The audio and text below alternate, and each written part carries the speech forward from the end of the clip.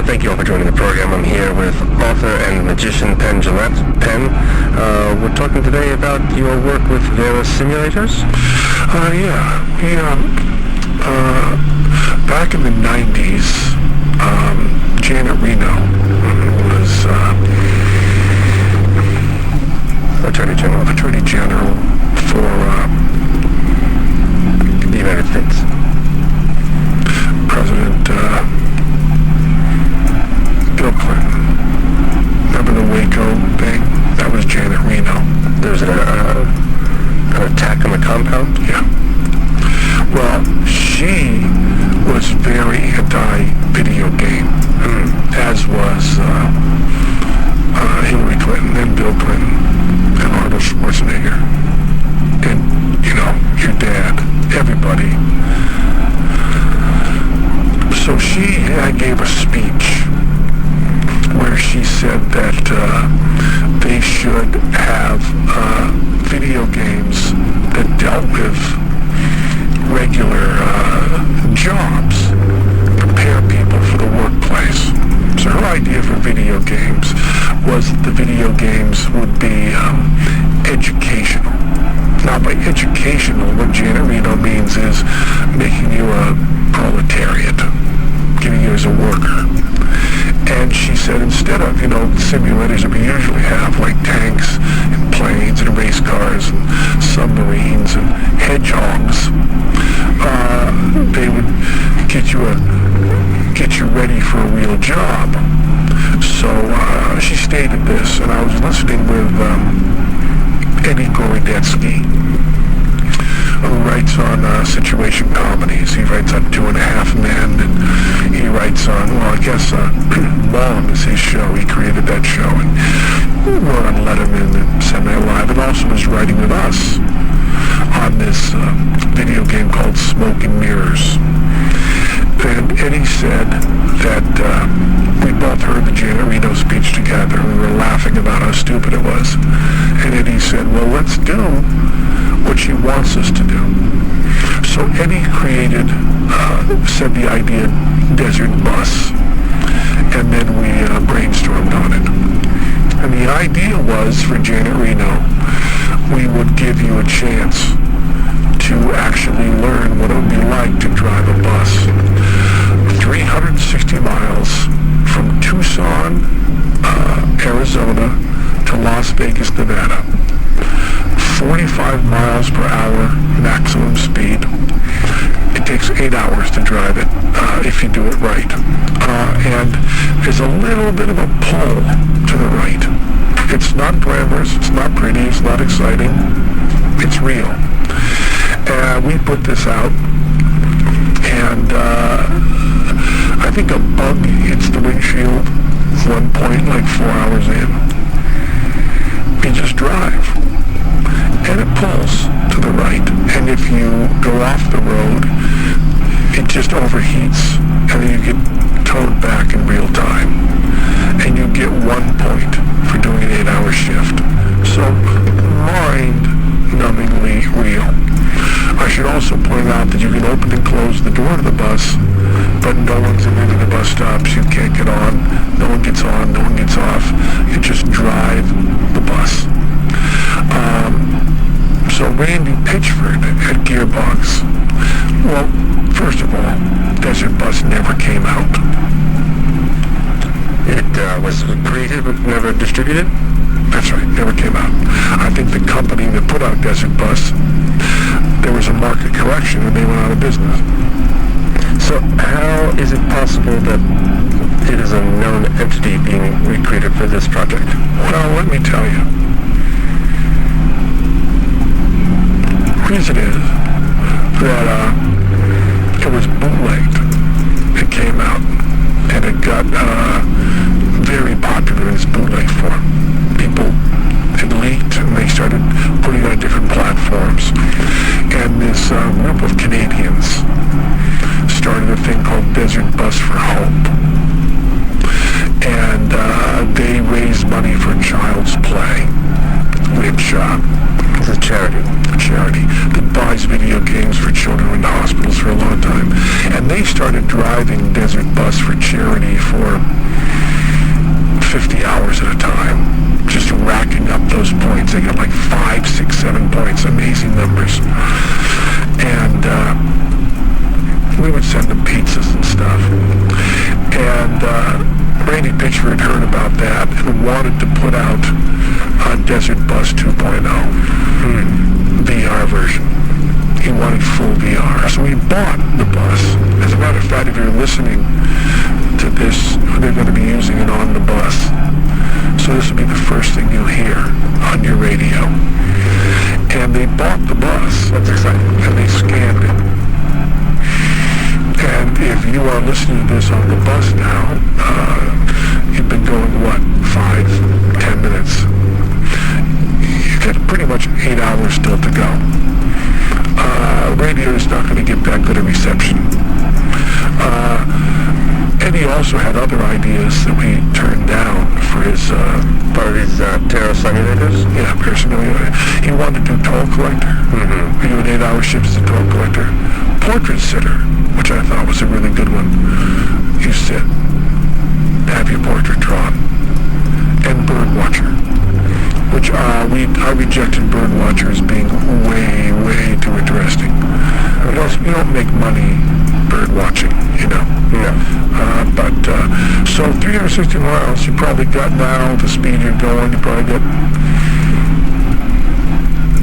355 miles to go. You'll be driving a little bit. And we got it really, really accurate. Do you think you will accomplish Janet Reno's suggestion? Well, the question is, someone who does Desert Bus, would they then be prepared to drive a Desert Bus? No. Much like when you play any of these games she doesn't like, you're not qualified to use a weapon.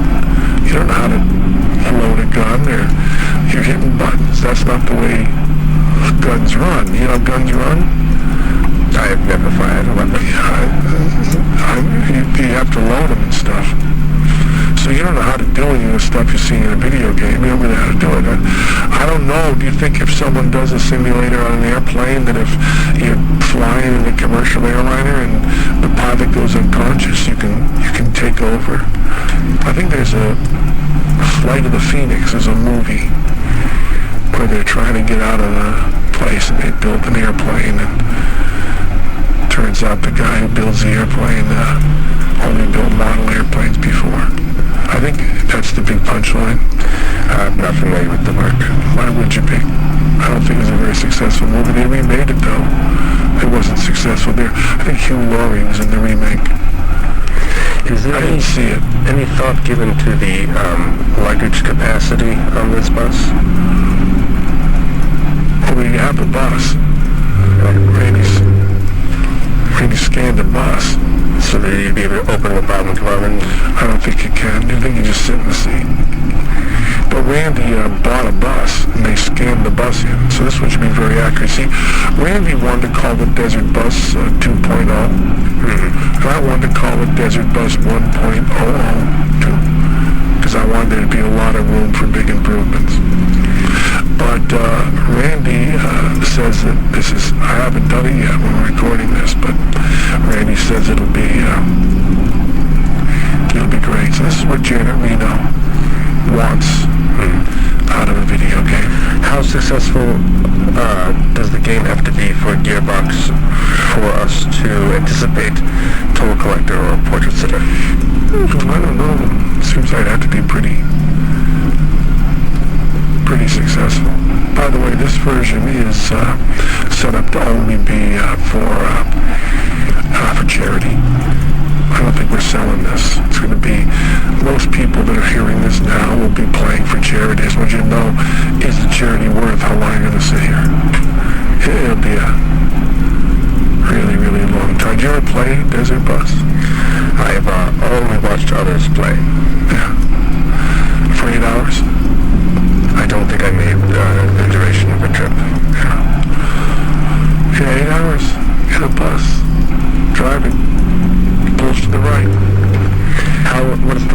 have played it? A minute and a half. I wouldn't get to this part. Minute and a half, maybe 2. What is the longest you've driven any kind of vehicle? I've driven across the country a few times. I went with Eddie Gorodetsky, as a matter of fact. We drove a U-Haul trailer from Los Angeles to New York. We drove the whole way. At the time, Eddie Gorodetsky didn't have a license, so I drove the whole way, and he was just sitting there. And we wrote a script during that time called I Came from Space. And we wrote it while we were driving, and we turned it into the production company that had commissioned it. And we got a great comment on it. The producer said to us, I don't think I could have understood this less if it were written in another language. Actually said that. There's some damage done from driving for hours and hours and hours and hours, and this is damage that if you listen to this, you'll be doing to yourself. At some point, I think a bug will hit the windshield. I don't want to get you too excited, but I think it's going to happen somewhere along the line. And is that based on a true event? The bug? Yeah. Bugs hit the windshields. They do. Bugs hit the windshields.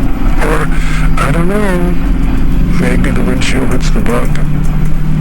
I guess that's true, isn't it? What do we call what hits what? I see that the windshield, the bug, compared to the bus, is almost stationary, right?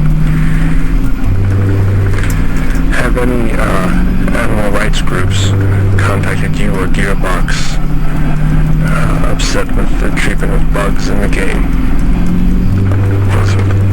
It's a virtual bug. We don't think we scanned an actual bug. I don't think a bug was hurt. I don't know. But if they have a problem with it, we can take the bug out of the desert bus. Seems like a lot of thought was put into the bus and the dimensions of the bus and getting the bus accurate, but not so much so with the bug that hits the windshield. Yeah, actually, I just said the word bug. I didn't even think about what kind of bug. I just said bug. Whether it should be accurate to a desert environment, kind of bug that would hit your windshield in the desert. It should be, shouldn't it, really? Although now, with all these, we've moved species all around the world. There's all these species that aren't endemic. I mean, maybe if the bug looks like it is not a bug that's endemic to the natural environment, then you could just maybe think that bug came over on a,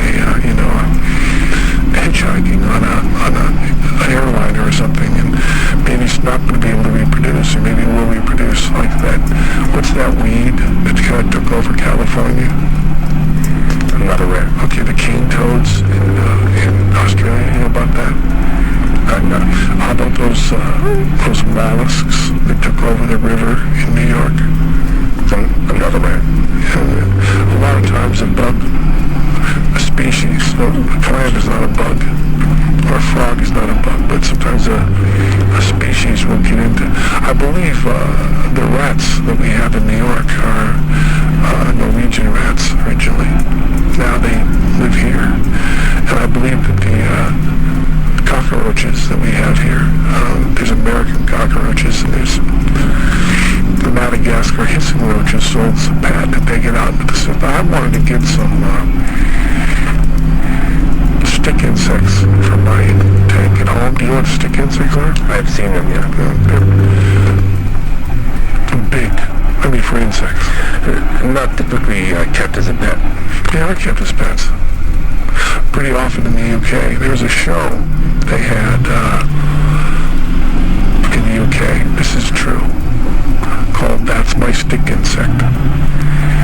It was a department on a show. It wasn't the whole show.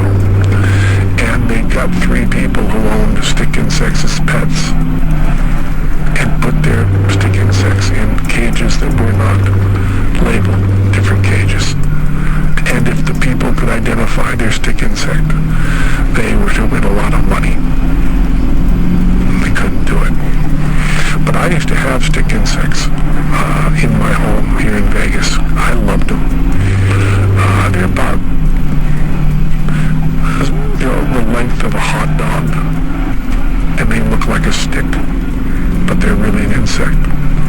And they like to eat eucalyptus leaves, but I wanted to get some for the tank we have now because I thought the children would enjoy them.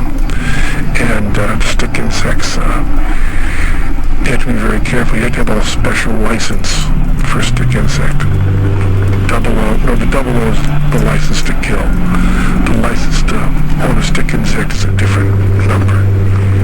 It's not like 007 owns stick insects, maybe like 342 license to own stick insect. I just made up that number. But it's not a stick insect, but they're afraid that the stick insects get out into the wild, that we might have more stick insects than we want. I'm a guy that wants stick insects, but there's still probably a limit of a number. We are taking a break from my interview with Penn Jillette to invite you to become a sponsor. So please support the station any way you can. If you enjoy interviews like the one we're hearing now, please consider being a sponsor for our programming, either online or over the telephone. And now more with Penn Jillette, author and magician.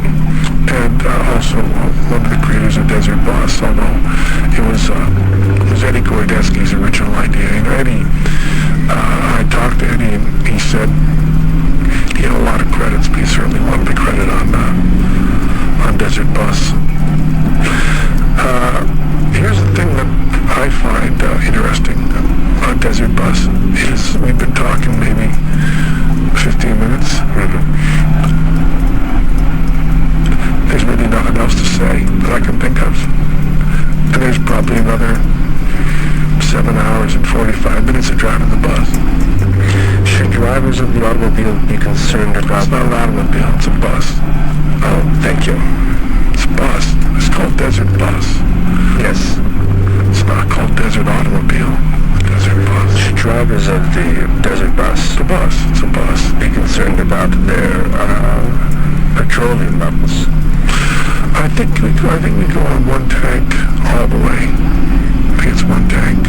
I don't think we put that in, although maybe, this highfalutin Desert Bus, who knows what they might have built in. But I think, if you're talking about 360 miles, seems like a bus could do 360 on one tank of gas. Then you maybe refuel and then you go back the other way. I don't know. What about there's no bio brake or anything for the driver? No. It's the rest areas are like 200 miles apart. I think you have to find someone else to take the joystick in with you when you're relieving yourself. You can hold the joystick, hold a little bit to the left so it doesn't pull to the right. But mostly it's just meant to be as tedious as real life. And it's from Vegas or to Vegas? Well, it's both. You start out in Tucson, drive to Vegas, get to Vegas, drive to Tucson, get to Tucson, drive to Vegas, get to Vegas, drive to Tucson, get to Tucson, drive to Vegas, get to Vegas, drive to Tucson, get to Tucson, drive to Vegas. Then you go from Vegas to Tucson.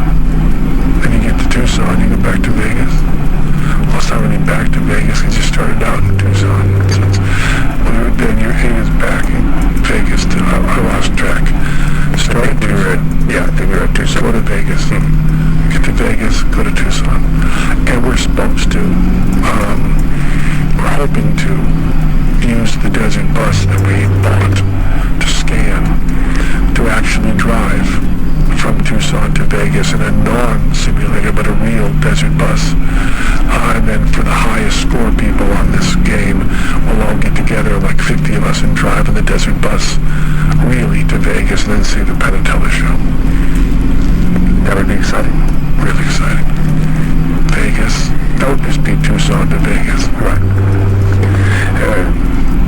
We can do Vegas to Tucson after. You were done. No, just Tucson to Vegas. If I'm on the bus and I parked in Tucson and I went to Vegas still in Tucson.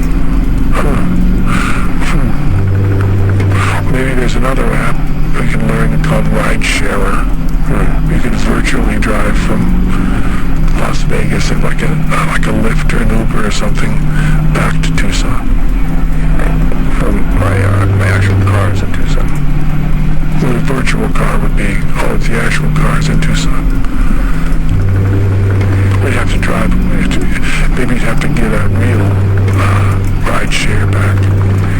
Or maybe a bus. Because this is a route that a real bus would drive.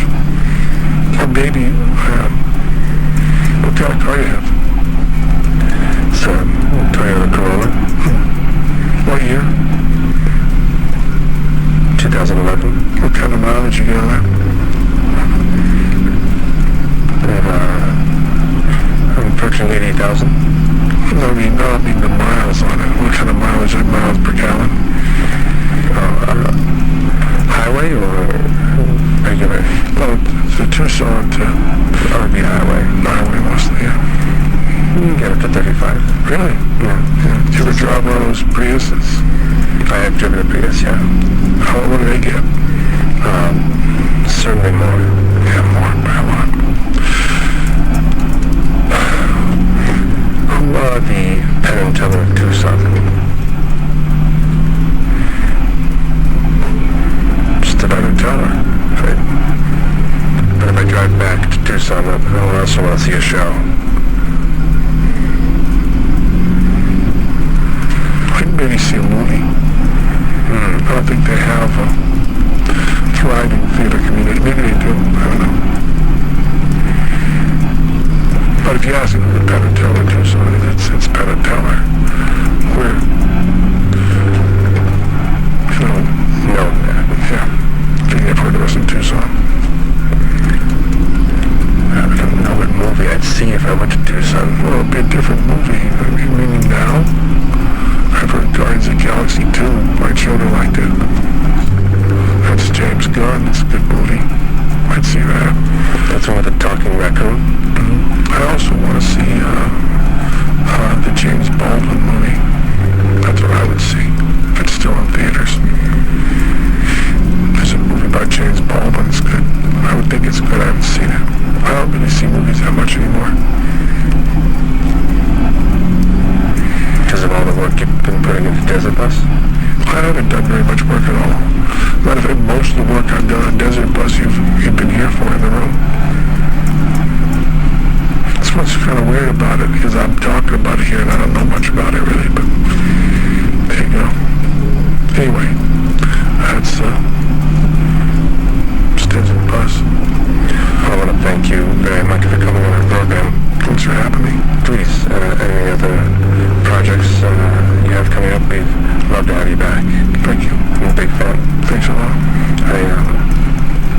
I never saw you off Broadway, but I bought a program off of eBay. And I like the program a lot. Thank you. Thanks.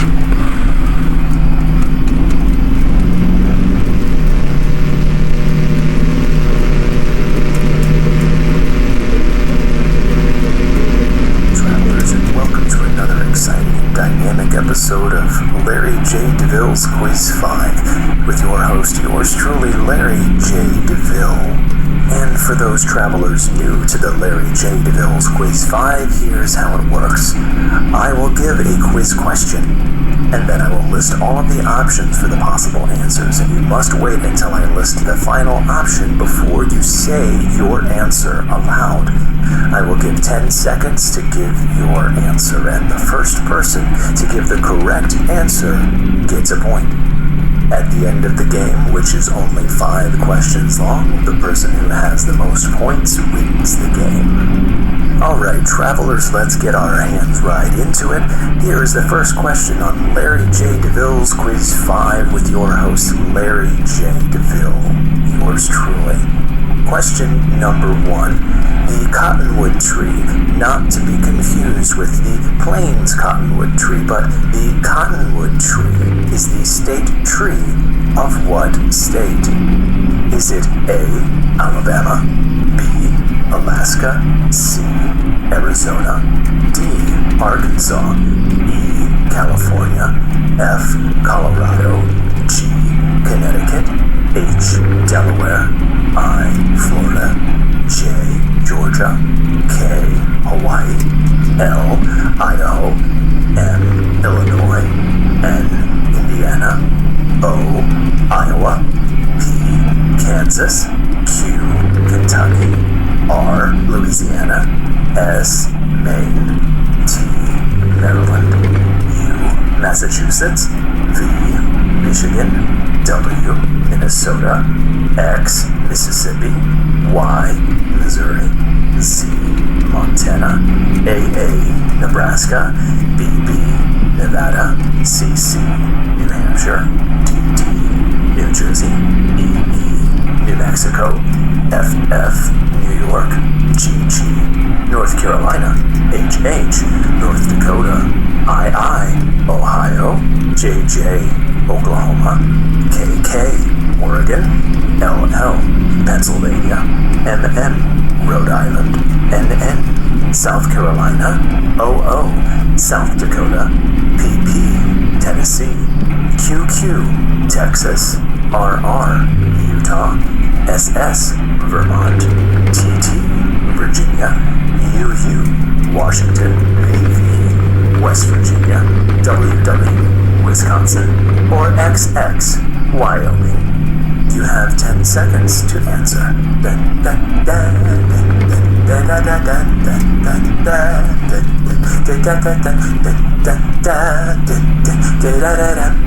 If you were the first person to say P, Kansas, you are awarded 1 point. Rolling on with the next question on Larry J. DeVille's Quiz 5 with your host, yours truly, Larry J. DeVille. Question number 2. Lawrence, Kansas is a city that is host to a public university. The University of, is it A, Alabama, B, Alaska, C, Arizona, D, Arkansas, E, California, F, Colorado, G, Connecticut, H, Delaware, I, Florida, J, Georgia, K, Hawaii, L, Idaho, M, Illinois, N, Indiana, O, Iowa, P, Kansas, Q, Kentucky, R, Louisiana, S, Maine, T, Maryland, U, Massachusetts, V, Michigan, W, Minnesota, X, Mississippi, Y, Missouri, Z, Montana, AA, Nebraska, BB, Nevada, CC, New Hampshire, DD,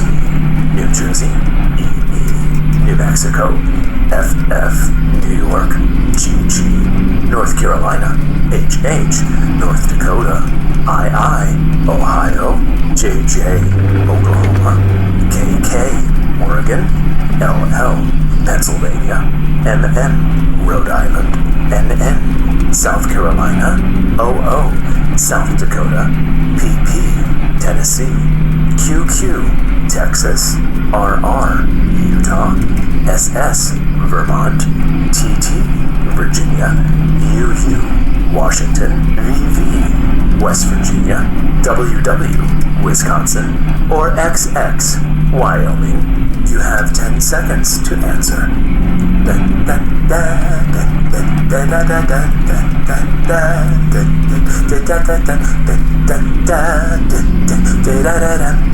If you were the first person to say P, Kansas, you are awarded 1 point.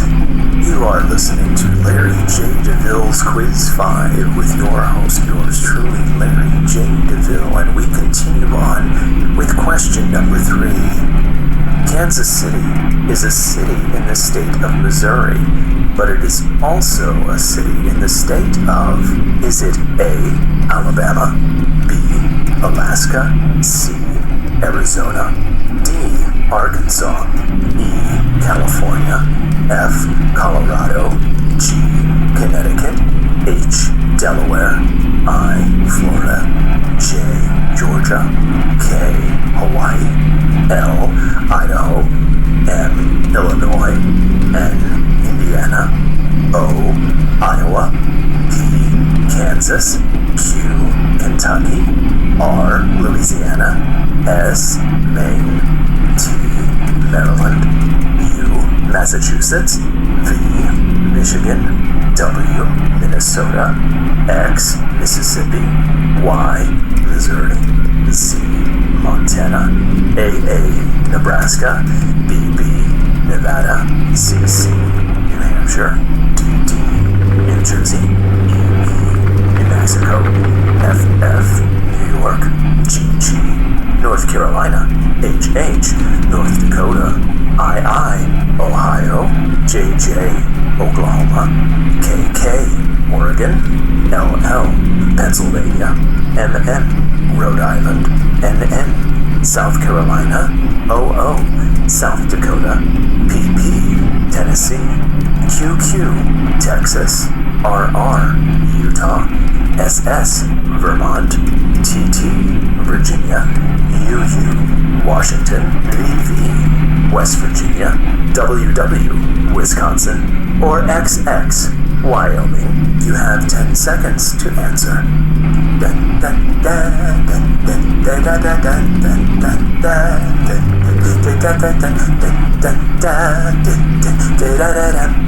If you were the first person to say P, Kansas, you are awarded 1 point. You are listening to Larry J. DeVille's Quiz 5 with your host, yours truly, Larry J. DeVille. And we're going to continue on, travelers, with question number 4. Nebraska, Oklahoma, Missouri, and Colorado border which same state? Is it A, Alabama, B, Alaska, C, Arizona, D, Arkansas, E, California, F, Colorado, G, Connecticut, H, Delaware, I, Florida, J, Georgia, K, Hawaii, L, Idaho, M, Illinois, N, Indiana, O, Iowa, P, Kansas, Q, Kentucky, R, Louisiana, S, Maine, T, Maryland, U, Massachusetts, V, Michigan, W, Minnesota, X, Mississippi, Y, Missouri, Z, Montana, AA, Nebraska, BB, Nevada, CC, New Hampshire, DD, New Jersey, EE, New Mexico, FF, New York, GG, North Carolina, HH, North Dakota, II, Ohio, JJ, Oklahoma, KK, Oregon, LL, Pennsylvania, MM, Rhode Island, NN, South Carolina, OO, South Dakota, PP, Tennessee, QQ, Texas, RR, Utah, SS, Vermont, TT, Virginia, UU, Washington, VV, West Virginia, WW, Wisconsin, or XX, Wyoming. You have 10 seconds to answer.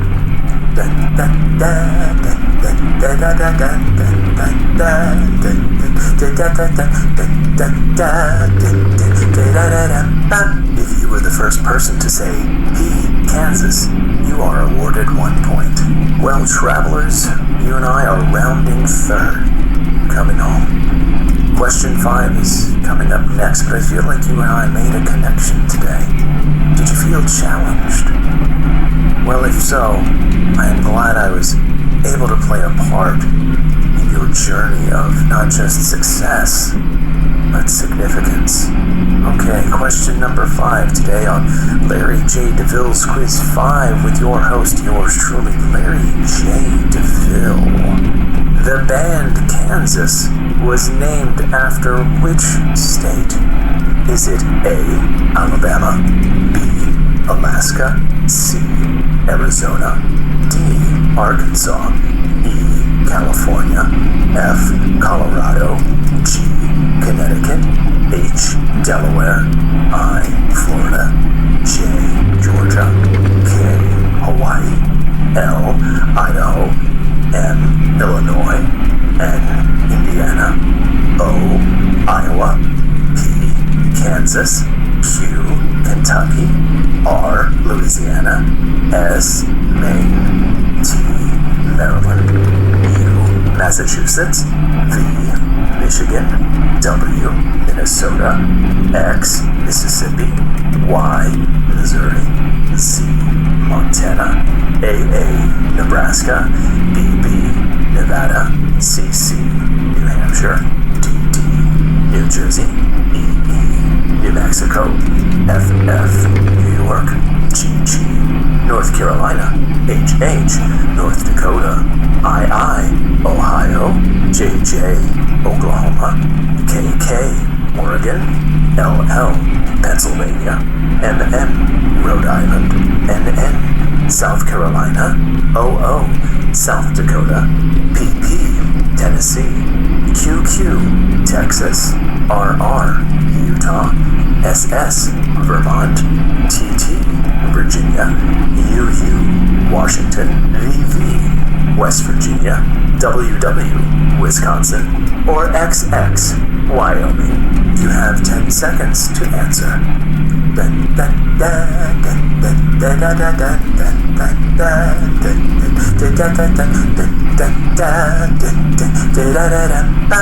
If you were the first person to say P, Kansas, you are awarded 1 point.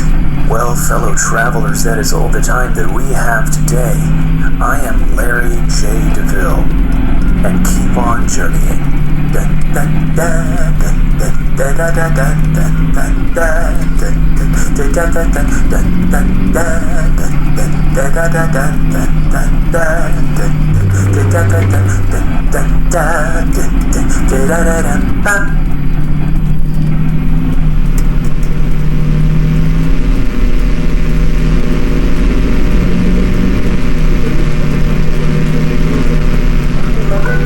Ready, set, puzzles. Welcome to Ready, Set, Puzzles, where we give you puzzles to think about on your drive or while you're doing activities, anywhere you have access to a radio getting through the work day. So, let's get started. Let's start with, I guess we'll just jump right into, I'm gonna grab a drink real quick. Let's start with the answers to last week's puzzles.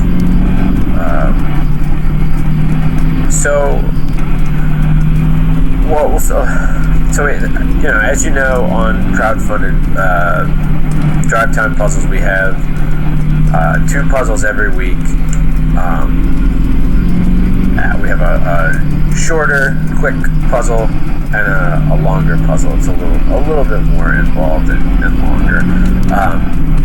So we'll go over the answers for the last puzzle and for last time's puzzles, and let's start with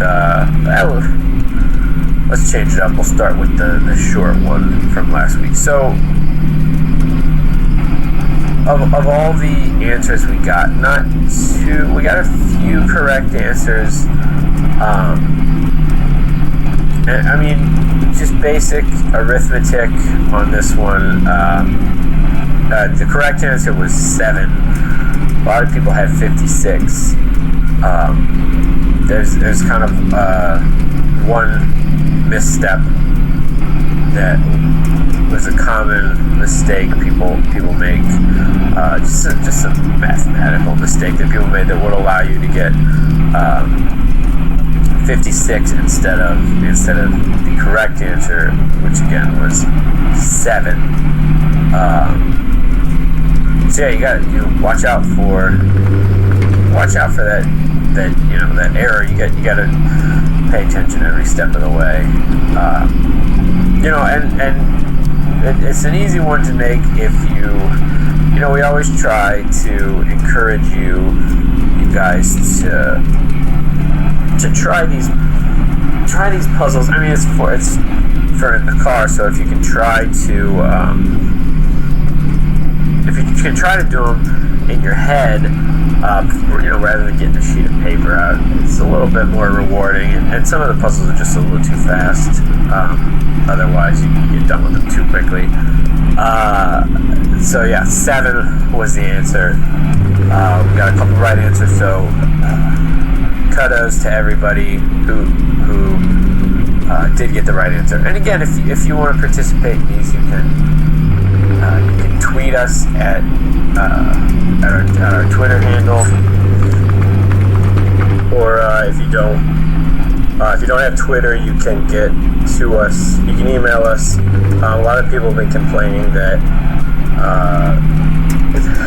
Twitter, it's hard to get the people's submissions for answers down to less than 140 characters, which is you're required to do that if you're going to send us. I suppose you could send multiple. People do that, right? They send, when you put half the message, and then when you run out of characters, you just send another tweet. I actually saw something pretty clever. You take a picture, because you can tweet pictures. So you type it. What you do is you type it as a note on your phone, and you screenshot the note, and then you tweet that, and I don't know if that gets you any more characters, but or you can always email us as well your submissions. So that was the short puzzle for last week, and now let's talk about. There were a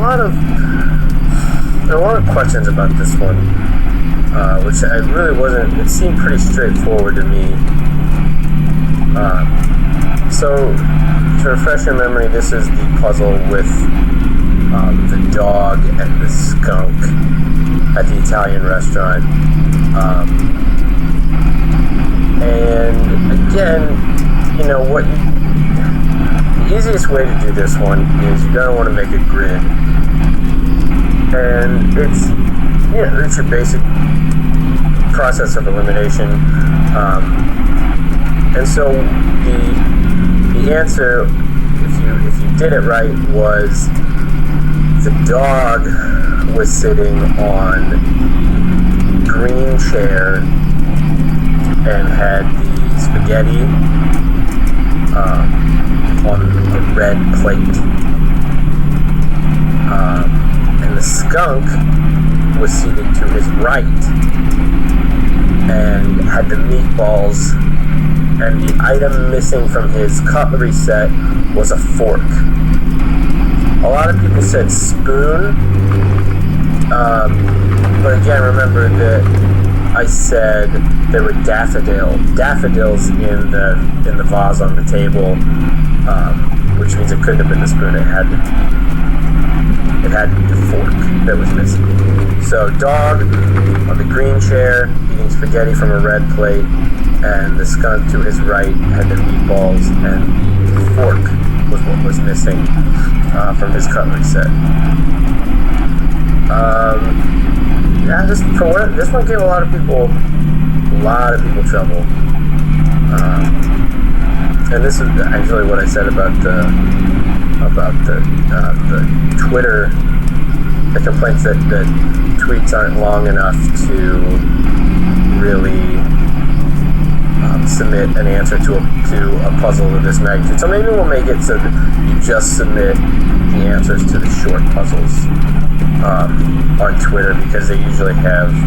And although a lot of people like to explain their answers on, even if it's a particularly short answer, they still like to explain it. Well. Again, we'll just keep it all open. You can either text or email.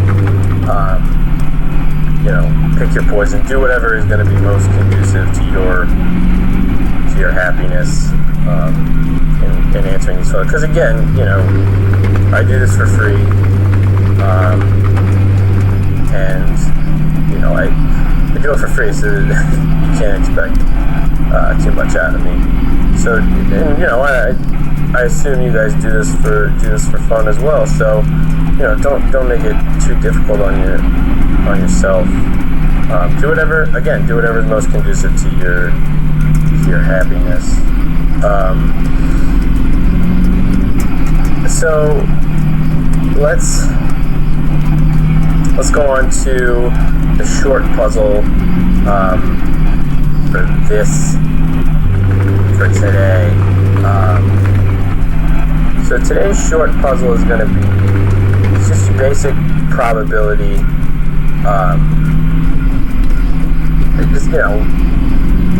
Probability problem, and this one has to do with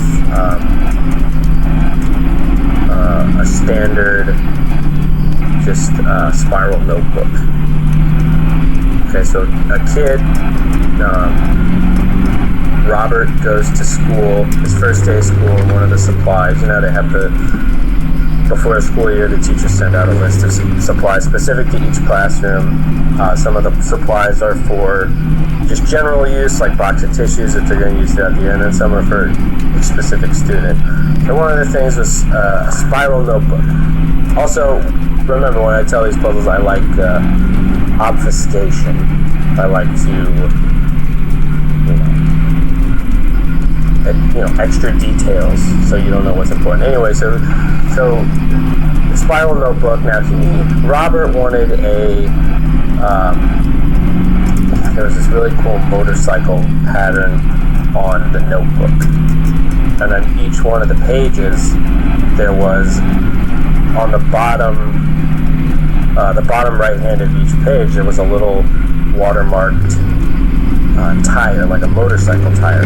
And when you put your thumb underneath and flipped up through the, kind of riffled the notebook pages through your hand, it looked like the tire was spinning. And there were 5 spokes in the tire. So the question is, what is the probability that on how many pages there's a spoke pointing perfectly upward? So again, there's 5 spokes, so it kind of forms kind of a pentagram kind of thing. I forgot to mention also, this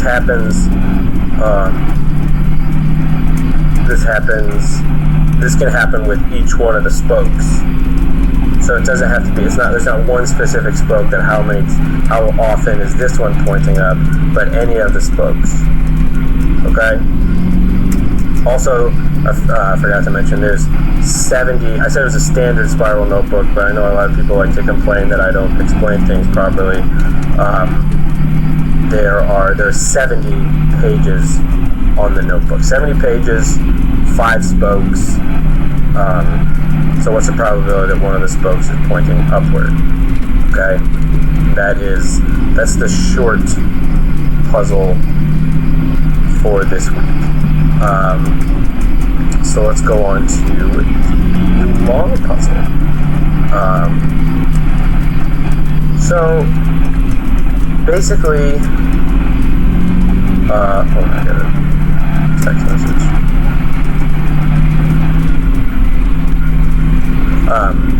So for the long puzzle this week is, you guys know I love stories. So this one's kind of a story. There's two dads at the park, and they start talking. They're just meeting up. I think one of the dads drops his bottle of water, and it falls into some dirt.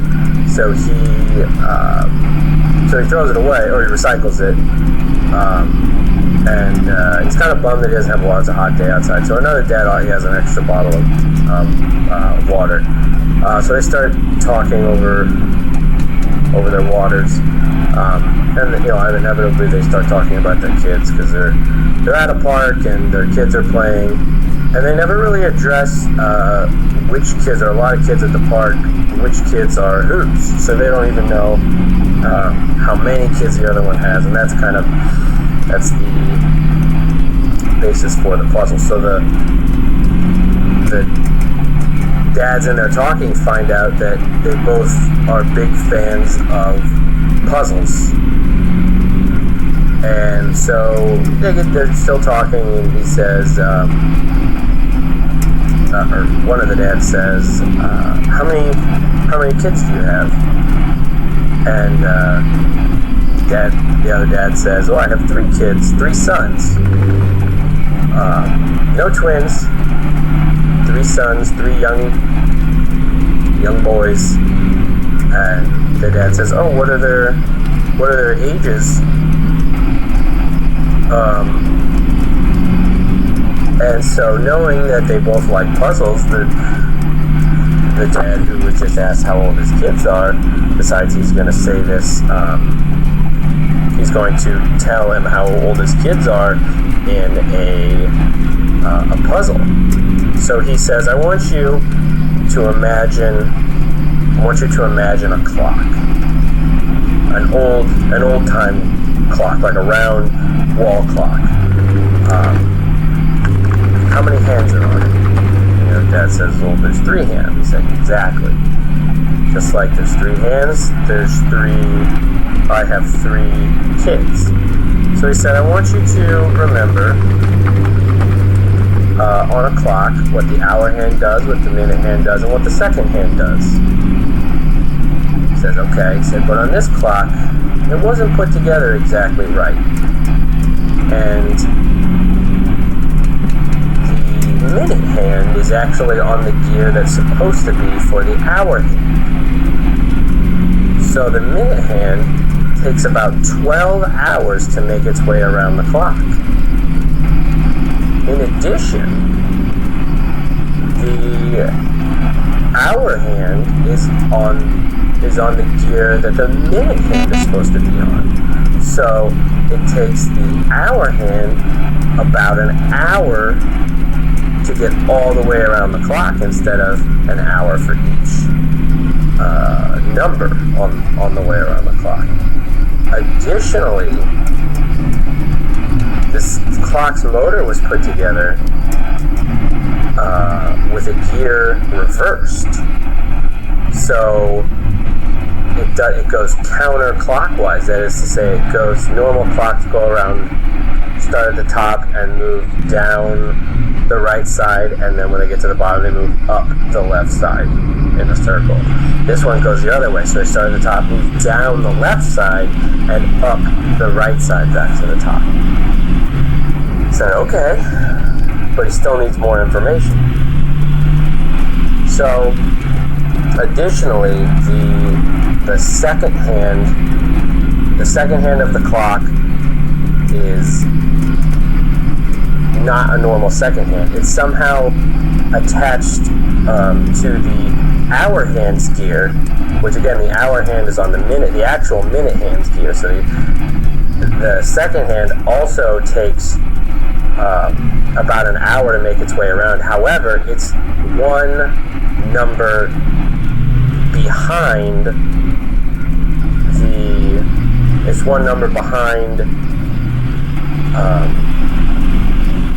the hour hand. Okay, so and remember this clock goes counterclockwise. So when the hour hand is on the 9, the second hand is on the 10. Because it's behind, because it's going counterclockwise. So it follows it. It's always the same. That's called equidistant. It's always equidistant from equidistant. Sorry, it's always equidistant from the hour hand, which again is the minute hand, and they're going backwards. It's going counterclockwise. So the normal time it would look like it's one digit ahead, but it's in this case it's behind because it goes the other way. And he says, okay, is that all? He said, no, one more thing. When this clock was being put together, it was put together at an angle. So what would normally, so where the 12 is, the motor was put in 90 degrees off. So if you put it on the wall where the 12 is the top, but the motor, the top according to the motor is actually 3 o'clock. So 3 o'clock, the 3 is essentially acting as the 12. So whatever number they're pointing at, you need to move over 3 to get to the actual time. Okay? So let's say if you're at the 3, that's actually, since it goes backwards, that would actually be, let me think, you're pointing at the 3, and since it goes backwards, you're actually looking at, I suppose that would be the 6, since it's going backwards. So you have to move everything over by 6, except when you get to the, you don't subtract 3. 12 is essentially 0 on a clock, because when you go behind, you don't go, you don't put -1, you go 1, or 3, 2, 1, 12 instead of 0. So it loops around again. So it's as though there's only 12, the number line is only 12 numbers, and it's a circle. And with that, I will tell you that my middle son is 4. So the question is, what are his other children's ages? So yeah, that's the long puzzle. I think that one might be a little, again, as we always say on the program, try and do these in your head. They're for keeping your mind active while you're doing other tasks or driving or what have you. So try and do it in your head without paper and pen. Obviously, I can't force you to do it in your head, but I think it'll be a little bit more gratifying if you do it in your head. So keep it up.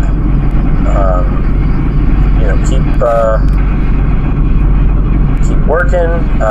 This one is, I would say, on our rating system, difficulty S is probably about probably a 17. Okay, so it might take you a minute, but again, submit all answers to us on Twitter. I almost forgot, we also have we found at a garage sale, we found an old time voicemail machine, or what do they call answering machine, with like a little cassette tape. So we're all it's not up and running yet, but we're gonna have a number you can call,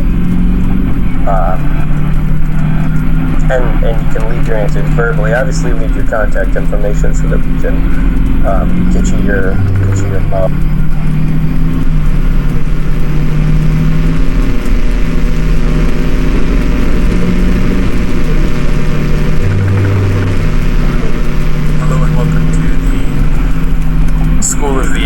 The Australian radio school for students in rural areas. This episode of the School of the Air will be on the period known as the Great Emu War, or as some know it, the Emu War. One of the few military actions in which Australian soldiers have fought and lost, the other notably being the Vietnam War. This war was fought between a large herd of emus, a species of large flightless bird native to Australia, and former soldiers with military training and military equipment in 1932. To give a little bit of context, the soldiers who fought for Australia in World War I returned to find that many of them did not have jobs, but many of them did have large military wages accrued from the times overseas where they could not spend it. And for a long time, this managed to keep them afloat. However, as the Great Depression neared, many soon discovered that they would not have enough money to live off for them or their families. And during this time, there were many farmers who were encouraged to purchase wheat crops, as the government promised that they would provide some form of subsidy.